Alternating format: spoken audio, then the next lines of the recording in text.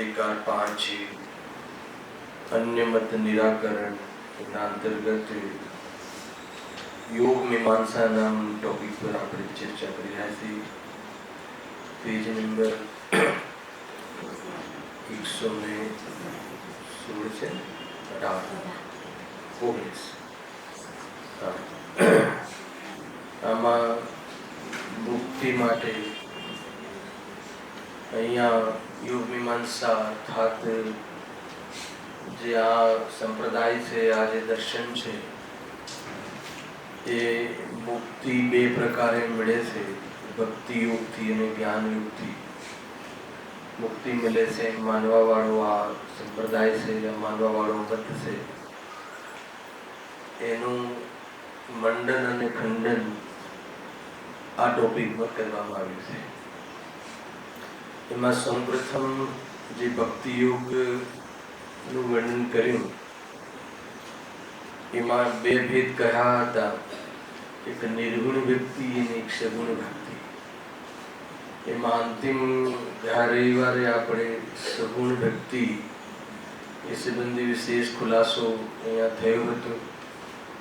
સગુણ ભક્તિમાં એવું માનવું છે કે જે એમના ભગવાન છે અથવા જે એમને ઈષ્ટદેવજીને માને છે એમના જે પાપ કાર્ય છે, એમના જે ભોગ વિલાસ વાસનાના જે પ્રસંગો છે એને યાદ કરી કરીને એમની સ્તુતિ કરે છે કે જે ભાવ નિંદનીય હોય, સમાજમાં પણ જે ભાવોની નિંદા કરવામાં આવતી હોય, જેને રાજા દંડ કરતો હોય એવા ભાવ એને ભગવાનની લીલા કહે, ભગવાન માટે એ બધી મહિમાવંત બાબતો માને અને એની સ્તુતિ કરે તો કે એ તો એમાં તો કાંઈ બુદ્ધિમાની છે નહીં।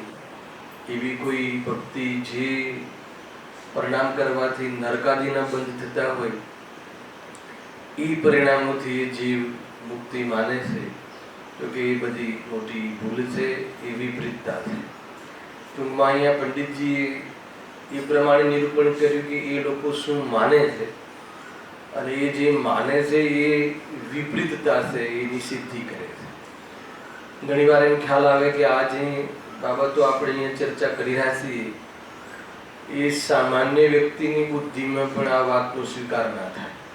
શ્રદ્ધા તો બહુ દૂરની વાત છે, છતાં પણ જે બુદ્ધિજીવી મનુષ્ય પ્રાણી કહેવાય એવા જીવો પણ આમાં, અધિકાંશ જીવો પણ આમાં અંધશ્રદ્ધાના રૂપમાં ધર્મ માનીને આવી પ્રવૃત્તિઓ આચરતા હોય છે। એ વાસ્તવમાં આશ્ચર્યની વાત છે। ટૂંકમાં આપણે કોઈ આવી એને બહારની કોઈ પ્રવૃત્તિમાં મહિમા ન આવે, બહારના એવા ચમત્કારો ને એવી જે બહારમાં અંધશ્રદ્ધાના પ્રસંગોમાં ક્યાંય આપણે આ સાચો માર્ગ ન ભૂલી જઈએ એની સાવધાની રાખવા જેવી છે। સંપૂર્ણ જે વિષય છે એને અંતિમ પેરેગ્રાફમાં સમેટતા અહીંયા ચર્ચા કરી છે। પેજ નંબર 119 ભક્તિ મીમાંસાનો અંતિમ પેરેગ્રાફ। ઠાકોરજીની વાત ચાલતી હતી ને એ રીતે ટૂંકમાં આ પેરેગ્રાફમાં અંતિમ સંકેત એ કરે છે કે આ જીવ સ્વયં આસક્ત છે, એકલો આસક્ત છે એમ નહીં, આસક્તનો પ્રેમી છે। તો એ પોતાની આસક્તિનું પોષણ ધર્મના નામે કરવા માંગે છે. ખ્યાલ? ધર્મના નામે પણ એ આસક્તિનું જ પોષણ કરે છે, એ ખોટા પાપનું જ પોષણ કરે છે, અને આખિરકાર કોઈ ધર્મ તો છે જ નહીં, અને એનાથી કોઈ એનો સંસાર પાર પડતું નથી, અને જાય છે રીખડવામાં, 84 લાખ યોનિમાં ભટકે છે, અને એવો પ્રસંગ એને રાહ કરે છે. જુઓ, વળી ઠાકોરજીના માટે નૃત્ય ગીતાદિ એટલે સંગીત આદિ કરવામાં, હે ને, ઠાકોરજીના નામે પણ એ જે નાચ ગાન રાખે છે, પ્રચલિત પણ છે. નવરાત્રિ તો બહુ પ્રચલિત છે. ખરેખર નવરાત્રિ એ સંપ્રદાયો માટે ધાર્મિક પ્રસંગ, અને એમાં પણ ફિલ્મી ગીતો અને એના આધાર ઉપર જે બી યુવા વર્ગ પોતાના જે આ બધા ભોગના પરિણામ છે, આકર્ષણના જે પ્રસંગો છે, એનું જ પોષણ કરે છે. નામ નવરાત્રિનું, નામ માતાજી જે બી કહેતા હોય, બરાબર છે, માતાજીના ગરબા. હવે ઘરવાળા બોલી બી ના શકે, કેમ કે ધર્મના નામે આ બધું કરતા હોય છે, બધા જોડાતા બી હોય છે. આ તો ધર્મના નામે વાત કરીએ છીએ. બાકી તો આ બધા પાપોમાં જીવ એટલા છે, પ્રેસ્ટિજિયસ માને છે પાપ પ્રવૃત્તિને, એ તો એક આખો અલગ વિષય છે જ. અને આજે બી દુનિયાની અંદર જે પાપ પ્રવૃત્તિ કહેવાય કે જે શોભે નહીં એવી પ્રવૃત્તિને લોકો પ્રેસ્ટિજિયસ માને છે અને આચરે પણ છે, અને એ પ્રમાણે પોતાને એડવાન્સ સમજે છે. એ તો એક આખી અલગ વાત છે. પણ એ અહીંયા તો ધર્મક્ષેત્રમાં આવો એક મત છે, એક સંપ્રદાય છે કે નાચ ગાન, ભોગ વિલાસ, બહારના જે બધી સ્ત્રી સેવન આદિ કાર્યોને ધર્મ સાથે જોડીને આચરે છે, એનું સેવન કરે છે. તો એ તો કોઈ ક્યાં છૂટશે? જો એને વળી ઠાકોરજીને નામે નૃત્ય ગીતાદિ કરવામાં તથા શીત ગ્રીષ્મ વસંતાદિ ઋતુઓમાં સંસારીઓમાં સંભવતી એવી વિશેષ સામગ્રી એકઠી કરવી ઇત્યાદિ કાર્યો તેવું કરે છે. જો મૂળ એનું શું છે કે ત્યાં નામ તો ઠાકોરજીનું લેવું, હે ને, ઠાકોરજી ભગવાન એમના, ત્યાં નામ તો ભગવાનનું લેવું, અને કામ કેવું કરવું આગળ લખ્યું છે. હા, અને ઇન્દ્રિય વિશે પોતાના પોષવા, મતલબ ધર્મના નામે કશાયનું પોષણ, ધર્મના નામે ભોગોના ભાવનું પોષણ બહુ ચાલે છે, હે ને. અને આપણે જોઈએ પણ છીએ વ્યસનો, સપ્તવ્યસનનું સેવન આદિ બધું ધર્મના નામે. ગોકુળાષ્ટમીમાં જે રમે છે ને, પાના રમે, જુગાર રમે, શરાબ સેવન કરે, એ લોકોના જેટલા બી જુલુસ હોય છે એમાં 80% તો એમાં આલ્કોહોલિક વ્યક્તિઓ હોય છે. એમાં તો લોકો શરાબ પીને નાચતા હોય છે, અને અદવા પ્રવૃત્તિ કરતા હોય છે, અને મા બેનની ઇજ્જતનો પણ વિચાર કરતા હોતા નથી.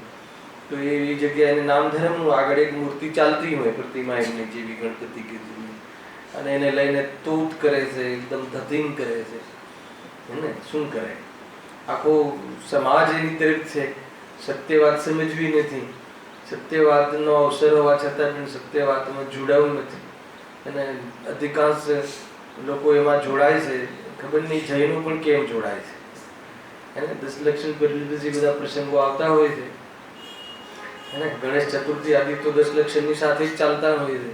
એટલે સવારે વિતરાગી પૂજાની દેવા કરે ભૂત ભગવાનની, સાંજે આનો પ્રસાદ લે. ખ્યાલ? બધું બહુ ખોટું ચાલતું હોય છે. અને એમાં શું ખોટું થઈ ગયું? એ રીતે પાછા ખોટું કર્યું એવું માનતા નથી. જીવો પોતાના દીકરા દીકરીઓને કલાના નામે ગણપતિના પ્રતિમાના દર્શન કરાવે છે. અમે તો કલા જોવા જઈએ છીએ, કોતરણી જોવા જઈએ છીએ. અરે એમાં જો કોઈ મોટી ભવ્ય પ્રતિમાઓ જતી હોય એ લોકોની જેવી, અને એમાં આપણને કોઈ આશ્ચર્ય લાગે તો આચાર્ય કહે છે કે ગ્રહિત મિથ્યાત્વનું પોષણ છે. એમાં શું આશ્ચર્ય છે? એમાં તો મેરુ પર્વત બહુ મોટા હોય છે, એને પથ્થરો, શિલાઓ બહુ મોટી હોય. કોઈ ભગવાનનું કોઈ સ્વરૂપ નથી, કોઈ ભગવાનનો કોઈ ગુણ નથી, કોઈ એવી પ્રશંસા કરવા લાયક કોઈ એવી વિતરાગતા આદિ પરિણામ નથી, અને બહારના એની ચેષ્ટાઓમાં પણ ઠીકાણા નથી. બાજુમાં સ્ત્રીનું પૂતળું બનાવ્યું હોય, અને કોઈ પણ ધ્યાન અવસ્થા બી ઠીકથી ના હોય, ગમે એમ બેઠક હોય, તો એ આ જીવને અને કેવી ભયાનક પ્રતિમાઓ દેખાય છે, જેવી માતાજી જેવી હોય માતાઓની, ઉદ્દેશ્ય તો કે પૂતળાઓની, એ યંત્રદેવ જ છે. કોઈ દ્વેષ કરવા માટે નથી, એ પણ એક જીવ છે, એ બી એક ભગવાન આત્મા છે.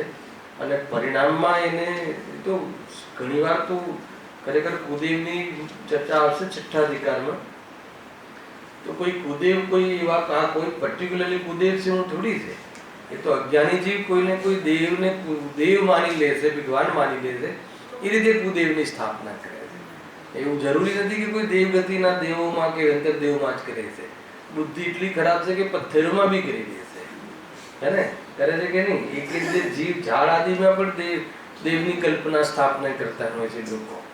તો એ રીતે કુદેવની વાત આવે છે. ખરેખર ગુરુ તો દેખાય, પણ કુદેવ કોઈ પર્ટિક્યુલરલી એ દાવો નથી કરતા એ કેરેક્ટર કે તમે એને દેવ માનો. એ તો એમના પોતાના જીવનમાં એ પ્રમાણેની પ્રવૃત્તિ હોય છે. પણ આ જીવ સ્વયં એને કોઈ વધારે તાકાત કે વધારે વિક્રિયા વૃદ્ધિઓ જોઈ અને બહુ એમાં ભોળવાઈ જાય છે અને એને પોતાનો એક દરજ્જો આપી દે છે કે આ અમારા ઈષ્ટદેવ છે, હર્તા કરતા છે, અમારા માટે લાભદાયી છે. એ તો જેનાથી ભાવ, અહીંયા તો લોકમાં પણ જે વ્યક્તિથી કોઈ લાભ થતો જણાય, લાભ તો થાય નહીં, એને એવો ભાસ આવે તો એને એની દૃષ્ટિમાં એ વ્યક્તિ પૂજ્ય બની જાય છે. લૌકિક વાત છે. અહીંયા કોઈ મોક્ષ માર્ગની તો વાત જ નથી. આ તો મોક્ષને લઈને કહે છે. પણ જે પાપના પૂજારી છે એ કોઈ મોક્ષ માટે કોઈ ઉપાય કરતા થોડી જોવા મળે છે. એ તો ખરેખર તો આ તો અહીંયા તો સ્પેશિયલ લખ્યું કે મુક્તિ માટે આવી ભક્તિ કરે છે. એ તો સમજવા જ નથી આવતું, હે ને, કે જે મુક્તિના વિરોધના બંધ ભાવોથી મુક્તિ, જ્યાં જૈન શાસન જૈન ધર્મ પુણ્ય ભાવથી પણ બંધ થાય છે, જહેર છે. પુણ્ય પણ આધ્યાત્મિક દૃષ્ટિએ પાપ છે. પાપ એટલે સ્વરૂપથી દૂર રખાવાળા પરિણામ છે. પાપને ધર્મ માનવો અને પાપ દ્વારા પાપ પરિણામોમાં, હે ને, પાપ પરિણામ હોવું અલગ વાત છે અને પાપ પરિણામને ધર્મ સાથે જોડીને આચરવું એ અલગ વાત છે. ધર્મના નામે એની આડમાં પોષવું એ ઉપાદેય બુદ્ધિ છે. ઉપાદેય બુદ્ધિ એટલે મિથ્યાત્વ છે. ધર્મની આડમાં ઘણું બધું પોષણ થતું હોય છે જૈન શાસનમાં પણ.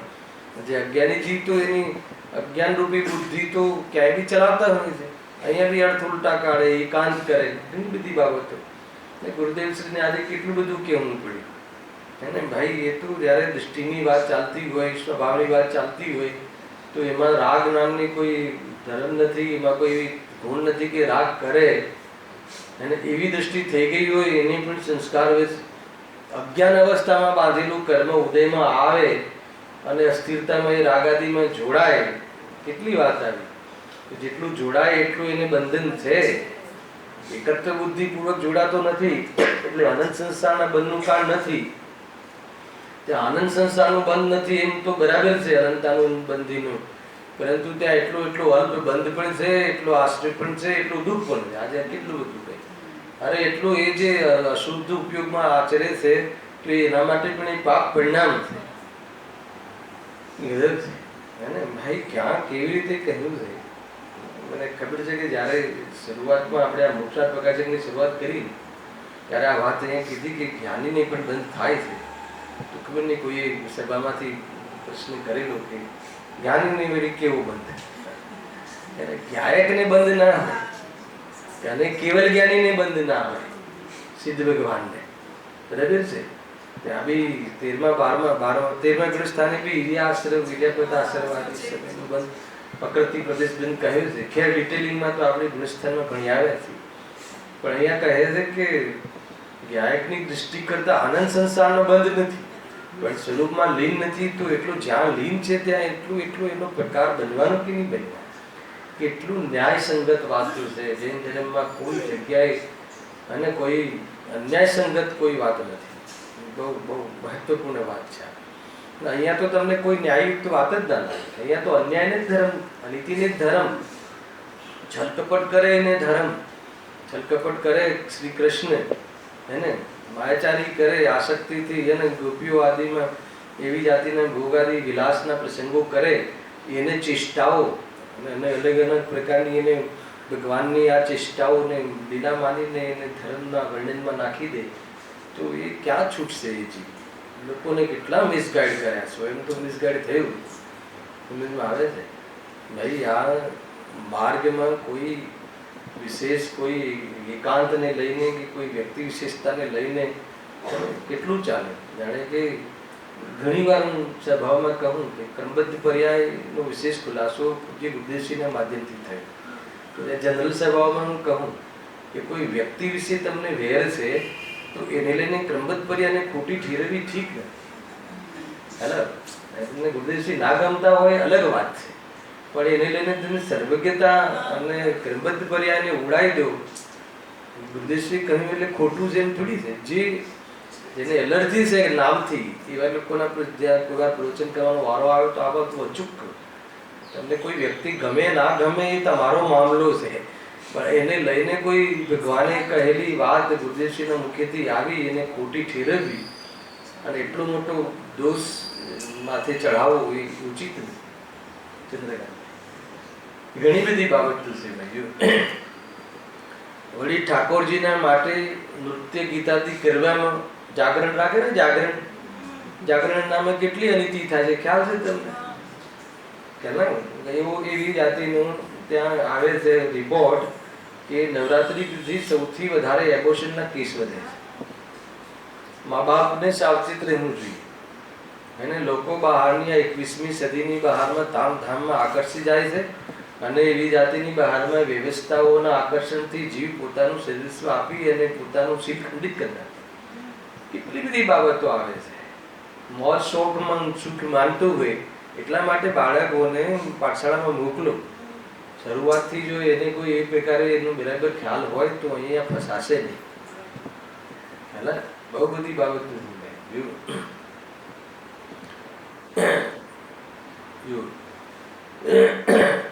અહીંયા કહે છે કે ત્યાં નામ તો ઠાકોરજીનું લેવું, ઠાકોરજીનું નામ તો ધર્મનું લેવું. ધર્મની આડમાં કામ ખોટા. ચક્રવર્તી આપણે બી તો ઓછા છોડી છીએ, આપણે ત્યાં બી તો લોકો ચક્રવર્તીના આટલા ભોગ હોય તો આપણને શું વાંધો છે? તો કહે છે કે એ ઉપાધિ બુદ્ધિ હોતી નથી અને એમાં આવે છે એને કેવું લાગે છે એકવાર જઈને પૂછો તો ખરા કે ચક્રવૃત્તિ જે ભોગોમાં આવે છે એમાં એને જળોની જેમ ચોટે છે, બધી વાત સાચી, પણ એને એમાં કેવું લાગે છે? એમાં એને આનંદ લાગે છે કે એમાં એને તકલીફ લાગે છે? એ તો વિચાર કરો. ખ્યાલ આવે કે નહીં? તો એ બધી વાત તો આપણે સમજતા નથી. એને બસ આ સારું છે કે સમ્યક દર્શન બસ જ્યાં વિતરાગતાની વાત આવે, જ્યાં રાયના ભાવ કરવાની વાત આવે, જ્યાં નિયમોની વાત આવે, જ્યાં વ્રતાદિની વાતો આવે તો એને જડ ના કહે અને સ્વચ્છંદ એ સ્વચ્છંદ પ્રવૃત્તિ આચરે, પાપોમાં ચાલે જાય તો પંડિત ટોડરમલજી કહે છે કે એમાં અમારી કોઈ જવાબદારી નથી. એ તારે જ નક્કી કરવાનું છે. અમે પુણ્યમાં ધર્મ નથી કહેતા એટલે તને પાપમાં જવાની રજા મળી ગઈ એને એ તો તારે જ. જ્યારે પુણ્યમાં ધર્મ નથી તો પાપમાં જવાની વાત તો જૈન શાસન કેવી રીતે કરે? એનો અર્થ કે વાત કોઈ ઓર છે એમ સમજવું જોઈએ. એને કેટલી બધી વાતો આવે છે. બહુ આગળ 7મો અધિકાર તો આવશે જબરજસ્ત. આગળ કહે છે કે અન્ય ઇન્દ્રિય વિષય પોતાના અને પોતાની આસક્તિ પોષવી. હવે તો એને પ્રોટેક્શન બી મળી ગયું ભાઈ. હવે તો ધર્મનું લેબલ લાગી ગયું. ધર્મનું લેબલ લાગી ગયું એટલે હવે તો એને કોઈ ટોકશે બી નહીં. કેટલી ખતરનાક વાત છે. ખ્યાલ?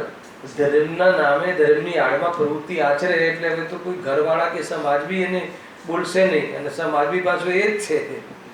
એવું નથી કે એને કાન પકડે અને કોઈ એવો છાતીવાળો વ્યક્તિ થતું નથી ગુરુદેવજી જેવો કે આ બધા ધતિંગ છે, આ ધર્મ ખોટો છે.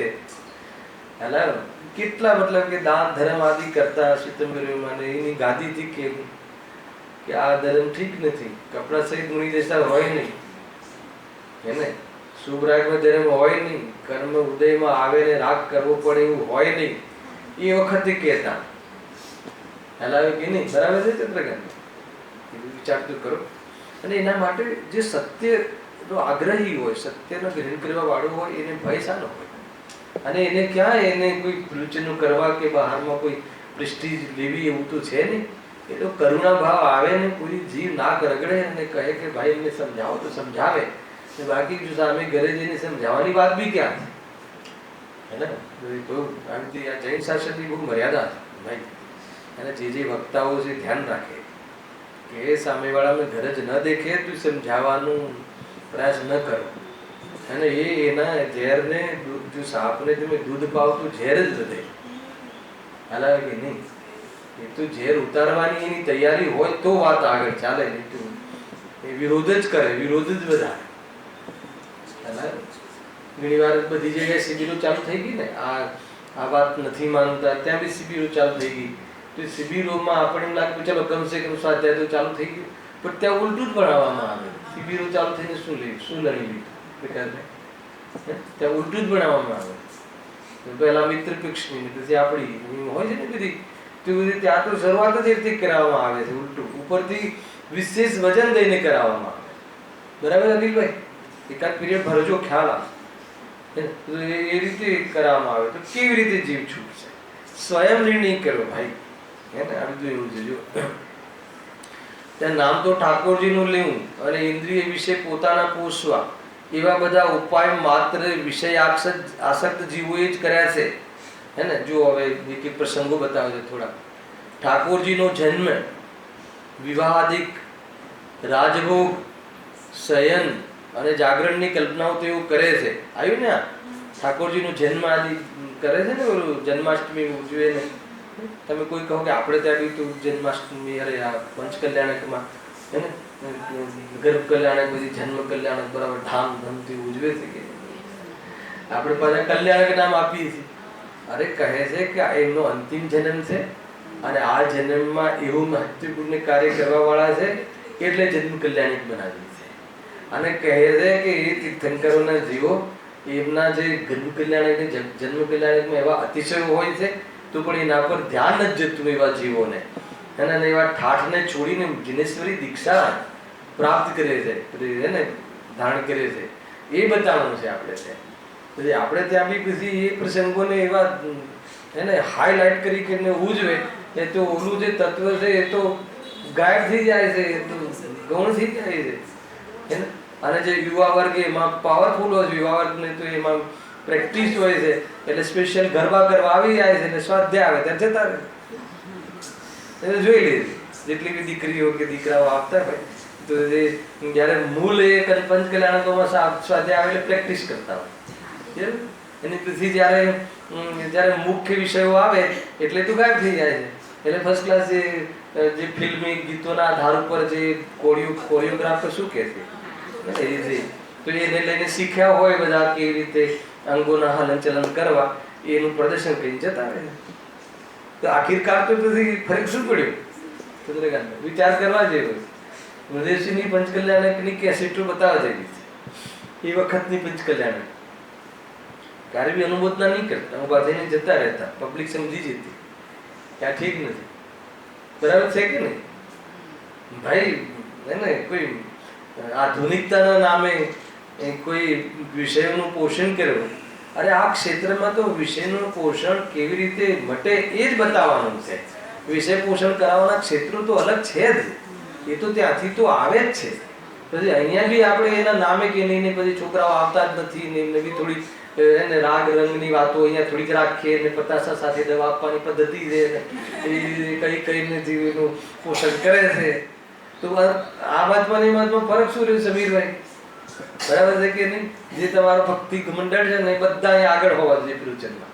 પછી કે ભક્તિ કરવા મળશે, પછી માઇક મળશે એમ કહેજો એમને. એને કે જે વ્યક્તિ આખું પ્રવચન સાંભળે ગુરુદેવનું અને કોઈ વક્તાનું, એના પછી એને એક ભક્તિ ગાવાનો અધિકાર છે એમ જરા કહેવાનું. થોડોક નિયમો બદલો ને, પણ શું વાંધો છે? કેમ કે આપણે તો મૂળ પ્રયોજન તો સ્વાધ્યાય છે. મૂળ પ્રયોજન તો સ્વાધ્યાયના માધ્યમથી આપણી બુદ્ધિ સરખી કરવી છે અને એને લઈને છે બધું. છતાં આપણે જે બધા કલ્યાણકો છે એમાં એ જીવોના વિશે પ્રસંગો બતાવવાના હોય છે અને બતાવીને પછી શું કરવાનું હોય છે કે એમાંથી કેવી રીતે વિરક્ત થયા એ બતાવે છે. પહેલા આટલો ઠાઠ હોવા છતાં ઘણી વખત એકવાર મને પ્રતિષ્ઠાઓ મારો સબ્જેક્ટ બી નથી, મને એટલી બધી ખબર બી નથી હોતી, પણ વિદ્વાનો સાથે ક્યારેક બેઠા હોય ને તો એ લોકો મિટિંગમાં આપણે બેઠા હોય ને તો એ કયા ભગવાનનું પંચકલ્યાણ કરાવવું જોઈએ એને તો વિદ્વાન મહાવીર કે નેમિનાથ, તો 99% તો નેમિનાથ ભગવાનમાં આગળ ઊંચી થાય. કેમ ખબર છે? કેમ કે ભગવાન મહાવીર તો બાલ બ્રહ્મચારી હતા, એમાં તો કોઈ રામ ધામના પ્રસંગો તો કરી જ ના શકાય. નેમિનાથ ભગવાનનું હોય તો વેવાય હોય, જાન બતાવવી પડે, બારાત આવે, બધા ઠાઠ ને બારાતનું બધું, જેટલી આપણી મનની અંદર જે પણ ખોટી બુદ્ધિ છે, હા શક્તિ છે, એનું પ્રદર્શન કરવાનો મોકો ક્યાં મળે? નેમિનાથની બારાત.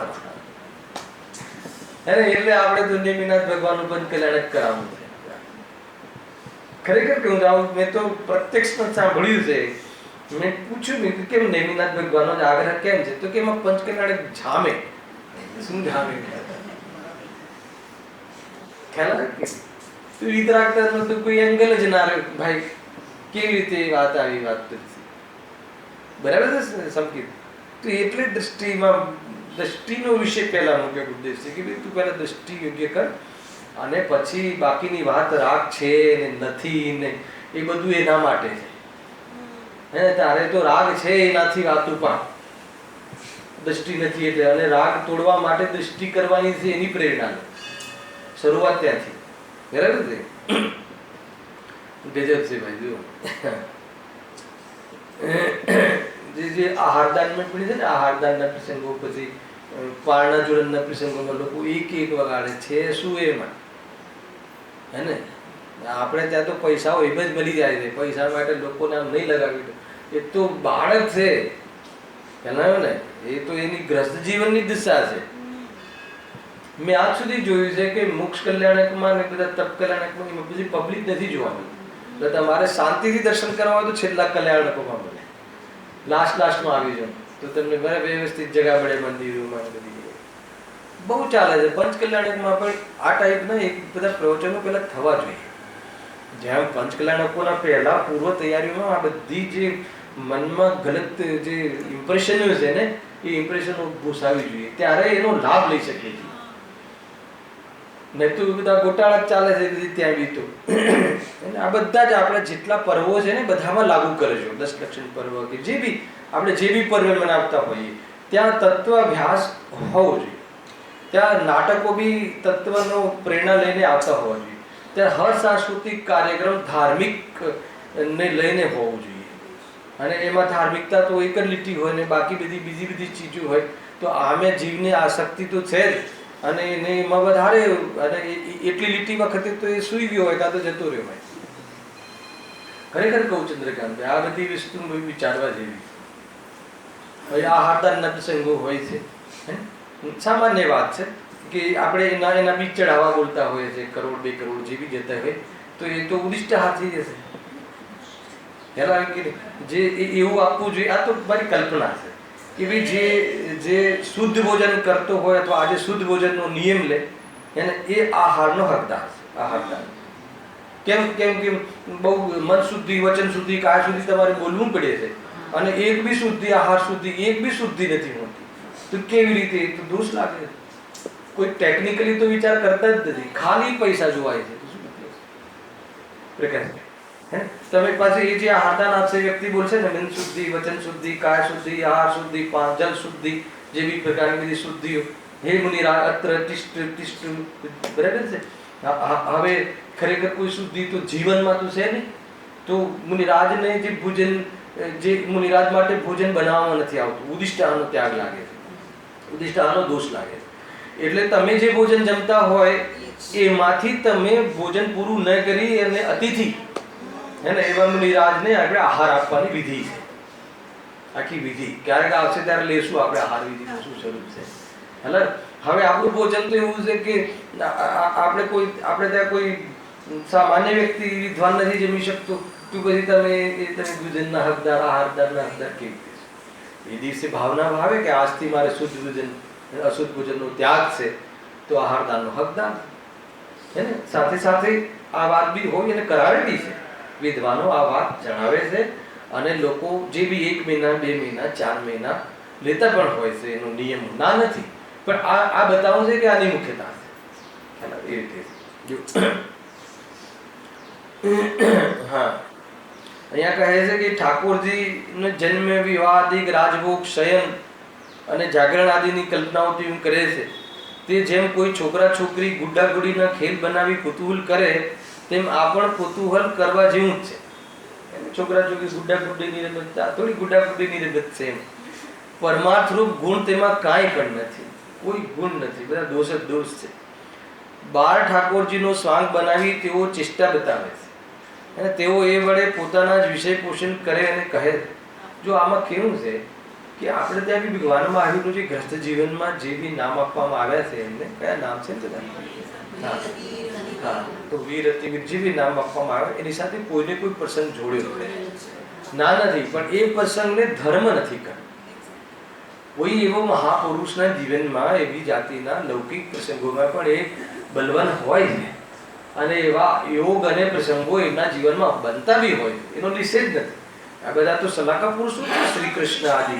એવું નથી કે પ્રસંગો, પણ એ પ્રસંગોને ધર્મ સાથે એમને નથી જોડ્યા એને એમને કોઈ એમને નથી કહ્યું ધર્મ હરી. એમ કોઈ ગીતાની રચના શ્રી કૃષ્ણે નથી કરી કાંઈ. એ તો જેની બુદ્ધિ બગડી એને ગીતાની રચના કરી છે અને એમાં બધી જે એને કેરેક્ટરો બતાવ્યા છે ખબર નહીં એ જીવને એનો બંધ કેવો થયો છે. હાલા છતાં પણ સ્વભાવથી તો ભગવાન છે. હાલા એવું જે બી પલટીને તીર્થંકર થઈને બી મોક્ષ જઈ શકે. વાત એમ નથી, વાત એમ છે કે તમે એને એ પ્રસંગો તો આપણા જે મહાપુરુષો છે એના જીવનમાં આ પ્રસંગો તો કાંઈ નથી. અને મુનિરાજની રુદ્ધિઓ તમે એક એક વર્ણન કરવામાં આવે તો આ તો કાંઈ નથી. અને આ લોકોની જે બહારમાં ચમત્કારો જે કહે છે એ તો એક અણુ માત્ર નથી. જે રુદ્ધિધારી મુનિરાજોની જે અંદરમાં વિશેષ પવિત્રતાઓના નિમિત્તથી એવી જાતિની રુદ્ધિઓ મફતમાં મળી જતી હોય છે, એમને ખબર બી નથી હોતી કે મારે આટલી રુદ્ધિઓ છે. એ તરફ લક્ષ બી નથી હોતું, ખબર પડે તો બી રુદ્ધિનો ઉપયોગ નથી કરતા. હેલા તો એ રીતે આ જૈન શાસનમાં બધી જ વસ્તુઓ છે.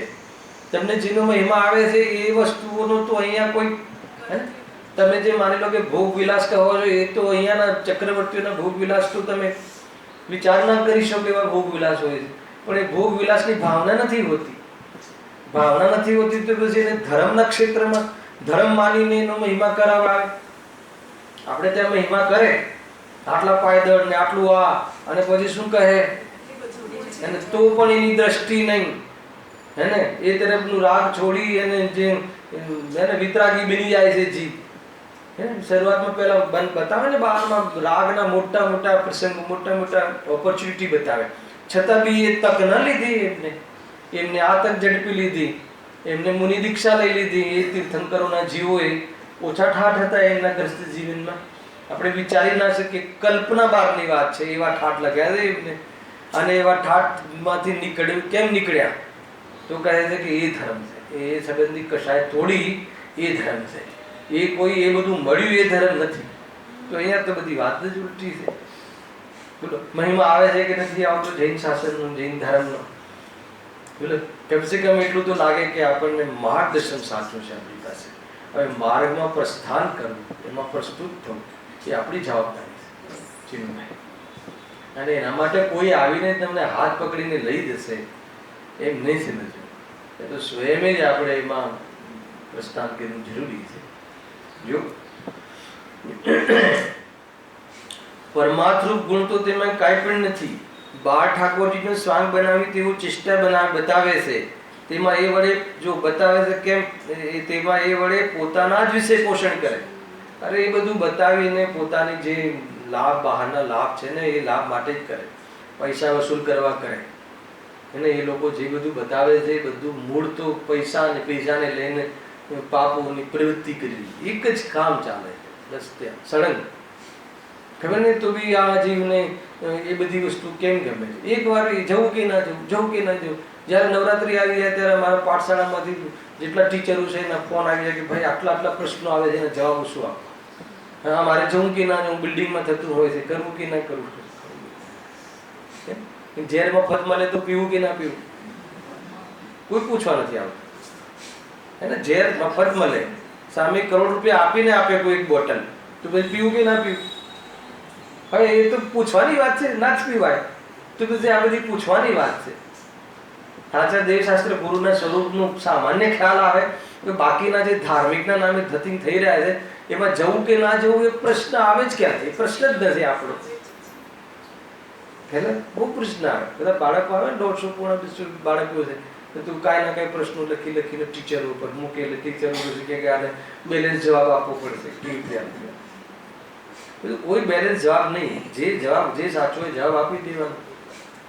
હે એમાં જવું એ પડે ને સાચવવું એ પડે ને, એને તું એમાં ધ્યાન ના આપીને જજે ને, હે ને એમાં તું ધર્મ માનીને ન જતો ને, એ બધું છે? એ બધું કોઈ એક્સક્યુઝ નથી, નહીં એમાં હોય જ નહીં. ધડ કપાઈ જાય તો બી નમસ્કાર ના આપે એને. લોકો શાનાથી જ ડરે છે. તું કે સંપત્તિ જતે, સંપત્તિ શું તારું ધડ લઈ લે તો બી ના જતો. વાત બધી ગઈ ને. કોઈ એવી જાતિની હલકી ફુલકી કે કોઈ મસ્કા પોલીસની વાત નથી. ના તું હે ને જઈશ તો પછી તો આમ થશે તેમ કશું નહીં. અહીંયા તો કે સંપત્તિ નહીં જાય એવું નથી, કે એવું ધડ જતું રહેતો એ નહીં જતો. હાલાકી કે નહીં, જેવી જેના મનમાં કલ્પના હોય ને કે આવું કરવાથી આવું થશે તો થશે નહીં, થવાનું જ છે મારીને જતી. અને તું માની લે કે એ ધર્મમાં નહીં જાય તો કઈ તારો ઉદય પ્રતિકૂળ આવશે એમ નહીં, પણ તું માનીને જ જજે કે પ્રતિકૂળ ઉદય આવવાનું જ છે, મેં પૂર્વમાં કર્યો હશે તો. અને આ બધું છીનવાઈ જવાનું છે અને બધું જતું રહેવાનું છે, હે ને જવાન જેવું દીકરો જતો રહેવાનું છે, એમ સમજીને તું આ વિતરાગી દેવની ચોકટ ઉપર પગ મૂકજે. કેમ કે એ જવાથી તારું કાંઈ નથી જતું, ને કોઈનું કાંઈ જતું નથી એ લેબલ લાગશે. ખ્યાલ કે નહીં કેટલો મહાન માર્ગ છે એને. તું એ જીવને માર્ગમાં વાળવા ના એ તું પુણ્યનો ઉદય હોય તો નહીં જાય, એને તું એ નહીં, જતું રહેવાની તૈયારી સાથે આવતી. અને એક વખત માટે તો તું દુનિયા માટે મરી ગયો છે સમજીને અહીંયા ચોકટ પર પગ મૂકજે, મુક્તિને પ્રાપ્ત થઈ જશે. તાકાત આટલી હોવી જોઈએ. એને હલકી ફુલકી વાત નહીં. જે લડવા જતો હશે એમ થાય કે ક્યાંક ઘા લાગી જશે, કંઈક અરે નહીં, તારું જાન જવાની જે સમજીને તું મેદાનમાં ઉતરજે. ખ્યાલ આવે ને? સુભટ લોકો જે હોય ને, જે સુરવીર લોકો, તો એ કોઈ શું થશે એમ કહીને ઉતરે છે ત્યાં રણ મેદાનમાં? ના કે બસ કે ભાઈ ઘરે કહી દેશે કે તું ના આવું તો નાઈ લેજે. હાલ કે નહીં, આ રીતની તૈયારી સાથે એ રણ મેદાનમાં ઉતરે છે. એ તો સામાન્ય એક દેશને જીતવાની વાત છે, અને એકાદ દેશની. અહીંયા તો કે અનંત પદાર્થોની તારી હે ને જીતેન્દ્રિય જીન, હે ને, તો એને જીતવાની વાત છે. તો એના માટે તું જે ભોગ લેવો હોય લઈ લેજે, પણ પ્રભુ મારે તો તારા જેવું થવું છે. બસ એક વાતની તને જો હઠ હશે, એક વાતની તને અંદરમાં બસ આ વાતની તને લગન હશે, તો કહે છે કે કામ ન થાય. મતલબ એ રોવા ધોવાની વાત નથી. આમ થઈ જશે, તેમ થઈ જશે, કાંઈ નહીં થઈ જાય. એને લીલોતરી નહીં ખાવ તો હિમોગ્લોબિન 0 થઈ જશે. તું થઈ જાય છે આમે ખાઈને નથી થતું. તો શું છે પ્રોબ્લેમ છે તને? એટલા જીવોની હોળી કરીને તારે શું કરવું છે? હે આજ જતું હોય તો હમણાં જ જાય. તૈયારી તો તું આ રીતે રાખજે. બાકી એવું નહીં કે ના આમ છે તેમ છે. તારાથી નથી થતું એ વાત જુદી છે, વસ્તુ સ્વરૂપ આવે. એટલે આપણાથી કોઈ વાત નથી, કોઈ નથી નીપતી, આપણી એવી જાતની સામર્થ નથી હાલ, એવી જાતિની અંદરમાં રાગ વિશેષ છે, એ વાત તો સમજમાં આવે છે. પરંતુ તું માર્ગના નિર્ણય કરવામાં, વસ્તુના નિર્ણય કરવામાં, ધર્મના નિર્ણય કરવામાં થોડી બી કચાશ નહીં રાખતો, ને તો કે તારી કમજોરીઓ નહીં જાય. કારણ કે અન્ય જગ્યાએ તો આ બધી કમજોરીના પોષણ કરે છે, અને કમજોરીને શક્તિ બતાવે છે, કમજોરીને ધાર્મિક પ્રસંગ બતાવે છે. એને આ બધી જે પ્રવૃત્તિઓ આપણે ત્યાં કહ્યું છે કે તું તો એને પહેલા નિશ્ચયી અંદર આવતા પહેલા વિચાર કરીને આવજે. તું નહીં આવતો, આવે તો તું તૈયારીથી આવશે, ને તો તું બદનામ કરીશ ધર્મને. અહીં આવીને બી તું તારી જે વ્યવહાર નિશ્ચયના કથનોમાં નવી વાતે જાણીશ નહીં, અને કાંઈ ને કાંઈ એક વસ્તુ તું ખેંચીશ, ચોથા ગુણસ્તાને આમ હોય છે તેમ હોય છે, અને તું પક્ષ તું કશાયનો જ લઈશ. સરવાળે તું તારી આદત ખૂટી. બરાબર છે કે નહીં? બહુ જોરદાર છે ભાઈ, તમે વિચાર કરજો અહીંયા. અને તેમાં એ વડે પોતાનો જ વિષય પોષણ કરે અને કહે છે કે આ પણ ભક્તિ છે. ભક્તિ લાગે પ્રફુલભાઈ? માનો કે તમને જૈન ધર્મ મળ્યો ના હોય તો બી તમે વિચારથી બી એ લાગે કે આ ભક્તિ છે. કોઈ મતલબ કોઈ દોષોનું વર્ણન કરવું એ ભક્તિ લાગે? ગુણાનુવાદને ભક્તિ કહે છે, દોષોની નિંદાને ભક્તિ કહે છે. આવી કઈ ભક્તિ? વ્યવહાર ભક્તિ. નિશ્ચયથી તો પોતાના ગુણોને પ્રગટ કરવા એ નિશ્ચય ભક્તિ છે. ભગવાનના ગુણોના ગુણાનુવાદ કરતા પુણ્યવંત થાય છે. ખ્યાલ આવે કે નહીં? એ રીતે છે. ધર્મ નથી થતું તો બધી વાત ક્યાંથી આવી? એ રીતે છે. છતાં બી બહારનો વ્યવહાર એવું છે કે ગુણીજનોનો ગુણોનો વાસ્તવમાં ઉપકાર અથવા એ સંબંધીનું વર્ણન કરીને સ્તુતિ કરવી અને એની સાથે સાથે સાંભળજો, એની સાથે સાથે પોતાના દોષોની નિંદા કરવી. આ વ્યવહાર છે. અને પરમાર્થ તરફ કેવી રીતે જવું? તો કે જ્યારે આ દોષ રહિત હું છું તો એવા ગુણો મારા છે એમ અનુભવ કરવો, એવું સ્વરૂપ તો મારું પણ છે એમ અનુભવ કરવો, એ વાસ્તવમાં નિશ્ચિત. બરાબર પેકેજ વિકાસભાઈ? આ સિવાય બહાર બીજું કશું જ નથી, હે ને? ક્યારે બી વિકલ્પ આવે, કોઈ બી રાગ ઉઠે તો પ્રભુ તારા ગુણોને સંબંધી વિકલ્પ આવે, બસ. એ સિવાય બહારની વાતો શું ફલાણાનું આમ છે ને ફલાણાનું તેમ છે ને એને આટલા મકાન છે ને લોકો એટલો પ્રભાવિત થઈ જાય ને આટલું એની ઇન્કમ છે ને શું ઇન્કમ છે, લક્ષ્મી અને અધિકાર વધતા શું વધ્યું તે તો કહો, સંસારનું વધવાપણું અને નરદેહને હારી જવું. સંસાર વધ્યું છે અગર જો એને એ પરિગ્રહ નથી લાગતો તો, અગર જો એને પરિગ્રહ રૂપી પાપ લાગે તો એ ક્યાં એનું માને છે? તું એનું માને છે? હેલા કે નહીં?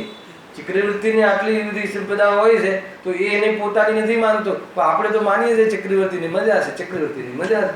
એ કહે છે કે મારે છે જ નહીં, અને જ્યાં જે મારો થોડો ઉપયોગ જાય છે તો સજા જેવું લાગે છે. કીધું તું તારી સોચ ને મારી સોચમાં કેટલું અંતર? હેલા ધર્મ સોચ બદલવી જોઈએ. સૌ પહેલા સોચ બદલાય ને પછી શ્રદ્ધા એમાં આવી જાય, ભળી જાય.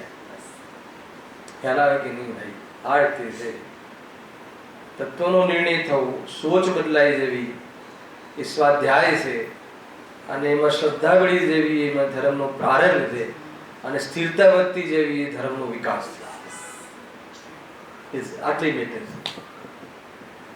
બાકી બધું બહાર છે, કોઈ નથી, કોઈ મતલબ નથી. જો એ પ્રમાણે બે પ્રકારની ભક્તિ વડે તેઓ મોક્ષ માર્ગ કહે છે. આવ્યું ને? એ બે પ્રકારના પરિણામોને દ્વારા એ મુક્તિ મળે છે એમ માને છે, પણ તેનું સ્વરૂપ મિથ્યા સમજવું, કેમ કે બધી વાત વિપરીત છે. હવે એમનું જે બીજું છે જ્ઞાન યોગ મીમાંસા, યોગ મીમાંસાના બે ભેદ કર્યા હતા ને, તો હા એમાં જે ભક્તિ તરફથી આપણા તરફ સાતમા અધિકારમાં વ્યવહારાભાસી મિથ્યા દૃષ્ટિ ઉભો કર્યો હતો, અને હવે આ નિશ્ચયાભાસી. આમાં જેટલું બી નિરૂપણ છે એની જે વાતો છે ને એ બધી તમને એમ લાગશે કે નિશ્ચયની છે, પણ એમાં પછી એ કેવી રીતે એ શું માને છે અને કેવી રીતે નિશ્ચયાભાસી થઈ જાય છે એનું વર્ણન નહીં. હે ને? એક હમણાં હું એક પેરેગ્રાફ વાંચીશ તો તમને એમને એમ લાગશે કે આ તો આપણે ત્યાં બી કહ્યું છે, આ તો આપણે ત્યાં બી કહ્યું છે, અને પછી એ વાત માનીને એ શું કહેવા માંગે છે, એનો અભિપ્રાય શું છે, અગર એ ખબર પડે તો ખ્યાલ આવે કે બધી ભૂલ જ ભૂલ. આ તમને પહેલા હું ફોર્મ્યુલાઓ કહી દઉં, ખ્યાલ આવે? ભાઈ કોઈ બી વાત જ્યારે કહી રહ્યા હોય તો શું કહે છે એના પર તો ધ્યાન આપવું, પણ શું કહેવા માટે આ કહે છે એ પણ ધ્યાન આપવું, અને શું કામ કહે છે એ પણ ધ્યાન આપવું. આ ત્રણ બાબતે ધર્મ સમજવું. વક્તા શું કહે છે એ તો આપણે સમજીએ જ પહેલા, બરાબર છે, અને પછી એ શું કહેવા માટે કહે છે, ખ્યાલ એ સમજવું, અને એ શું કામ કહે છે એ સમજવું. આ ત્રણ ચીજના પ્રયોગો હું તમને આમાં વારંવાર બતાવીશ કે જુઓમાં આ થાય, આ ભૂલ છે. આવી એક પ્રશસ્તિ છે આપણે ખાન્ય તત્વ ચર્ચા, હે ને? ખ્યાલ છે ને આખો પ્રસંગ કોઈને? ખાન્ય તત્વ ચર્ચા થયેલી એ વખત આપણા તરફથી પંડિત ફૂલચંદજી પ્રતિનિધિત્વ કરતા હતા, ગુરુદેવસિંહ આપણી મેટર તરફથી. એક જ વિદ્વાન, ઓનલી વન. અને એ બાજુ મતલબ કે એ વાતના વિરોધ કરવા વાળા બાકી બધા જ વિદ્વાન, અને ચર્ચા રાખેલી. આજે ગુરુદેવસિંહ કહે છે એ વાત સત્ય છે, અને એ વાત સત્ય છે, એ વાત ખોટી નથી, અને આગમ પ્રમાણ છે, સત્ય વાત છે, અને આ સિવાય બીજી વાત હોઈ ના શકે, એ વાતના પક્ષમાં પ્રતિનિધિત્વ આપણા તરફથી ફૂલચંદ શાસ્ત્રી કરતા, અને એનો વિરોધ કરવા વાળા બાકી સમાજના બધા જ વિદ્વાન. સમજમાં આવે છે? આવી એક ચર્ચા રાખેલી, કેમ કે એ વખતે બહુ વાપવું થઈ ગયું કે આ શું વાત આવી, આ શું વાત આવી. તો એને લઈને પછી વિદ્વાનોએ નક્કી કરી કે આપણે એવી ચર્ચા રાખો કે આગમ પ્રમાણથી આ વાત સત્ય છે એનો આપણે નિર્ધાર કરીશું. અને બે મોટી જાડી સમયસાર ગ્રંથના આકારની બુકો છપાયેલી છે, PDF ફાઇલ હશે અત્યારે વાંચી લેજો. તમારે એ બતાવવું છે કે એમાં એક શરત રાખી હતી કે જે પણ કોઈને પ્રશ્ન કરવો હોય, શંકા રાખવી હોય એ લિખિત આપે, હે ને? કોઈ આમ મોઢે નહીં, બધું લિખિત છે. આજે છે આપણી પાસે, હયાત છે. એમાં તો બહુ ખુલાસા થયા છે. એમાં તો જે આપણે ના પહોંચી શકીએ એવી વાત બુદ્ધિશ્રી કરી છે, એ વાતના ખુલાસા થયા છે. સામાન્ય વાત નથી. ચંદ્રકાંત વાંચજો એ બુક તમને. તો એકવાર મેં પ્રયાસ કર્યો શરૂમાં, હવે તો કદાચ આપણે વાંચી શકીએ. શરૂમાં જ્યારે મેં એ બુક જિજ્ઞાસાવશ વાંચવાની ચાલુ કરી તો 20 પાનાની તો શંકા છે. અને જો આગળ શંકા શબ્દ ના લખ્યો હોય તો આપણને એવું ના લાગે કે આ શંકા ખ્યાલ આવે ને? તો આપણને એવું ના લાગે કે આ શંકા નહીં હોવાથી આ કથનો છે. આપણને એમ લાગે કે આમ જ છે. એટલે એનો અર્થ શું કહેવાય છે પ્રેમીભાઈ? કે જે પણ આ વાતનો વિરોધ કરે છે એ વિરોધ પણ આગમના કથન દ્વારા કરે છે. એવું નથી કે હવામાં કરે છે. વિદ્વાનના સ્તરોની વાત કરું છું. નીચે તો ખબર જ નહીં શું કામ વિરોધ કરે. અને નીચે તો પ્રફુલ્લભાઈનો મિત્ર છું એટલે પ્રફુલ્લભાઈ જે પક્ષમાં હોય પક્ષમાં આપણે બોલું, બાકીના પક્ષમાં વિરોધ કરીએ. બરાબર? અહીંયા તો વિદ્વાનો જે વિરોધ કરે છે, જે બી આ વાતનો કોઈ વિરોધ કરે તો કે જો આગમમાં આમ લખ્યું છે તો એ રીતે વિરોધની વાત છે. તો પછી આગમમાં આમ લખ્યું છે તો પછી બીજું શું રહી ગયું બાકી? કે એ કહ્યું છે એમાં શું કહેવા માંગે છે, અને એ શું કહેવા માંગે છે એ તો પોતપોતાનો મત આવી હશે ત્યાં તો, હે ને? હવે તો એમાંથી તમે જે કાઢવું એ કાઢી શકો. એમાંથી આમ નીકળે છે પેલું, કે એમાંથી આમ પણ નીકળે છે. હવે એ કેવી રીતે મટાડવું? ખ્યાલ આવે? હા હા. તો પછી સ્યાદવાદ દ્વારા એમાં વિતરાગતાનું પોષણ છે કે નહીં એના આધાર ઉપર પછી આગળ વાત એમને નિર્ણય કર્યો અને આબેહૂબ રીતે સત્યર્ષિ નિર્ધાર કર્યો કે જે બી એક શબ્દ આવે છે એ આગમ પ્રમાણ છે. એટલું સરસ એ બુકોની. પછી એ તો ભૂલાઈ ગયું ને, એ વખત તો બહુ વહાપો થયેલું. તો એવી વાત છે. મારે તો બતાવું છે કે જ્ઞાન યોગ મીમાંસામાં કેટલા પેરેગ્રાફમાં હું કથન બોલીશ ને તમને એમ લાગશે કે આ વાત તો આપણે ત્યાં પણ કીધી છે, અને એ લોકો કહે તો એ વાત ખોટી ને આપણે કહીએ તો બરાબર. તો કે એવું પંડિતજી કેમ કહે છે? તો કે નહીં, એનો તમને આધાર આપશે કે આ ક્યાંથી કહે છે, ક્યાં ઊભો થઈને બોલે છે. ખ્યાલ આવે કે નહીં? એ મતલબ કે સમ્યક દ્રષ્ટિ રાગનો અકર્તા છે એવું કોઈ સભામાંથી ઊભો થઈને કહે તો એ સામેવાળું વિચક્ષણ બુદ્ધિવાળું હોય તો સમજી જાય કે આ રાગનું પોષણ કરવા માટે આ વાત કથન કહે છે કે રાગ પર દ્રષ્ટિ છોડવા માટે કહે છે. હાલાવે કે નહીં? એને આમ કહીને આમ કેવડાવીને રાગનું પોષણ કર્યું છે, હે ને? એ તો કહે છે કે ના ના, રાગનો ખરેખર અકર્તા છે. જા ના ના, કહ્યું છે ને કરતા છે કે એ જે કહ્યું છે ને એ શું કામ કહ્યું છે એ તું જ્યાંથી કહે છે ને ત્યાં એ રીતે નથી કહ્યું. એટલી બધી વાતો છે. આ કથન એકનું એક, પણ એ કથનના અભિપ્રાય અનેક નહીં. અને એનો જે એપ્રોચ છે, એનો એપ્રોચ ખરેખર શાના માટે છે આપણે સમજતા ન હોય અને ઝઘડી કરીએ છીએ. વાત આમ થઈ છે. આ રીતે શબ્દ મલેચ્છ ન થવું એમ ઘણી વાર કહે. શબ્દ મલેચ્છ નથી થવું. હેલા એક જગ્યાએ એવો પ્રસંગ બન્યો ચંદ્રકાંતભાઈ કે આ થોડી ભૂમિકા બાંધી દો. આ હવે જે અધિકાર આવે છે થોડો બહુ સાવધાનીનો અધિકાર છે. કે એક ભાઈ એમ કીધું કે જ્ઞાની ને રાગદ્વેષ આદિ જે થાય છે, બરાબર છે, થાય છે, અને એક જણ કહે કે નહીં કરે. એક વક્તા એમ કીધું કે છેલ્લે ત્રીજા ફાઇનલ વક્તા એમ કહ્યું કે ભાઈ હવે એ તો હવે તકલીફમાં આવી ગઈ કે કોનું સાચું, કેમ કે ઓલાએ વિરોધ કરીને કહ્યું. યદ્યપિ બંને કથનો કોઈ કથનની રીતે કહ્યા હોત તો કોઈ વિરોધ નથી, પણ વિરોધની ઓરથી એ વાત કથન કરી દીધી એટલે હવે બહુ મોટી સમસ્યા થઈ. ખ્યાલ આવ્યો? કોઈ અહીંયા આવીને એમ એક વિદ્વાન અહીંયા આવે કે જ્ઞાની રાગાદિ કરે છે, એને એના છદ્મસ્ત જીવનમાં જ્યારે ગ્રસ્ત જીવનમાં ઘણું રાગાદિ કરે છે એમ કઈ નીકળી ગયો. બીજો વિદ્વાન આવ્યો કે રાગાદિ એને જ્ઞાનીના જીવનમાં પણ રાગાદિ થાય છે. હવે કે એક થાય છે, એક કરે છે.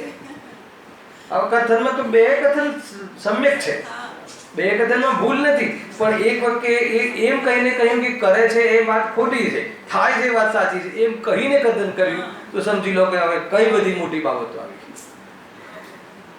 બરાબર? કે જ્યારે સ્વભાવની ઓળથી વાત કરવી હશે ત્યારે થઈ જાય છે, થાય છે એવા શબ્દો આવશે. હે ને? અને જ્યારે પરિણામની ઓરથી બતાવીને એનાથી વેદિયાનો પુરુષાર્થ કરાવવાનો વાત આવશે ત્યારે કરે છે. બે વાતો સત્ય. અરે પરિણમે છે, અરે ઝુકાવે છે, અરે ભોગોમાં મતલબ કે જડોની જેમ ચોટે છે, અને મતલબ કે બુદ્ધિપૂર્વક ચોટે છે.